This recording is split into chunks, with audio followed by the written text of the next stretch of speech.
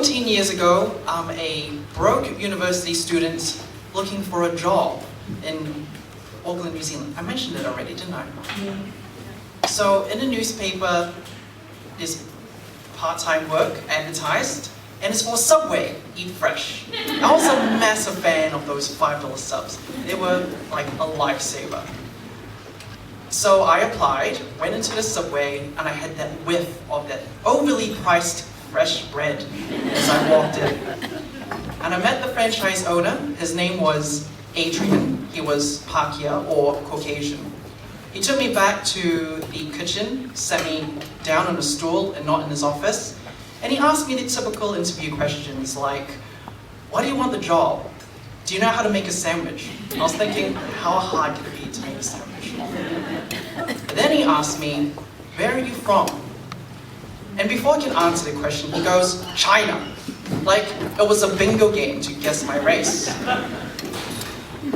Then I told him, no, I'm actually from Wellington, New Zealand. And then he made this really crunched up look on his face that one showed he was wrong, two didn't like being wrong, and three, someone like me corrected him. So I went back home thinking, that was a really weird interview.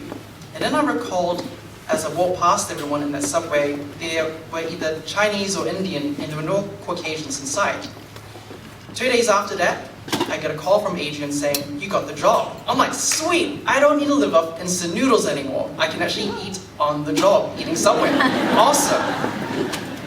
So I got the contract, signed it straight away without looking at it, and I call up Adrian, and he said, are you sure?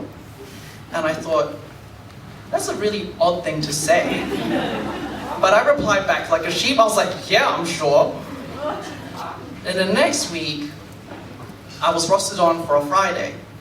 And Adrian wasn't there, but I met with the supervisor. And everyone was friendly enough, but they didn't really engage in small talk. The supervisor came up to me, and she said, you do realize that you're only getting paid $5 an hour for the first 2 months, right? And I'm like, what? She said, yeah, it's in your contract. Sorry. And I said, that's illegal.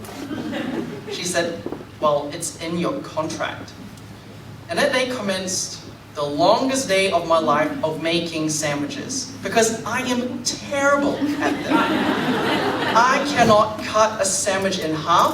I was giving everyone 8 inches instead of 6 inches with extra meatballs, and out of context it sounds very sexy. I can assure you, it is not sexy making sandwiches.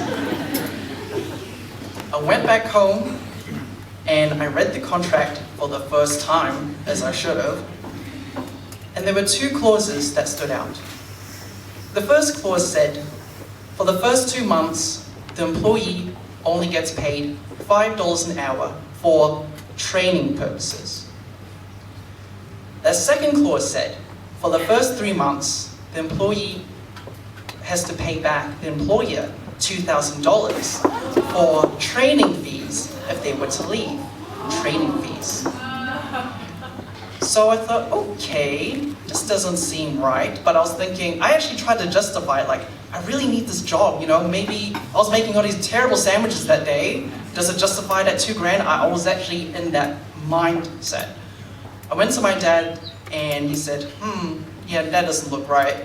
He called up a friend in Wellington who was also a Subway franchise owner, sent him a copy of the contract, and he says, well, that's just a bit fucked. And I remember at the time, New Zealand, for anyone who was under 21, had access to free lawyer services. And the minimum wage was $12 an hour. I wanted to get that money. $12 an hour makes a difference.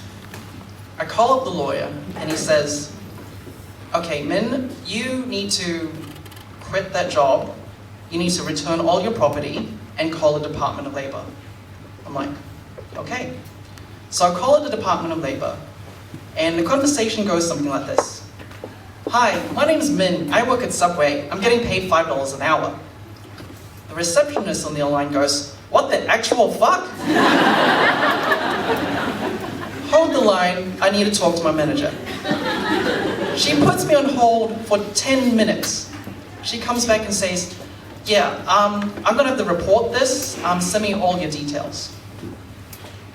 By this point, I had already worked 5 days at this Subway and still making terrible sandwiches. So I think it was probably a good time to quit. I was rostered on a Saturday, and I remember seeing Adrian there, and I was surprised because he never was there on the weekend.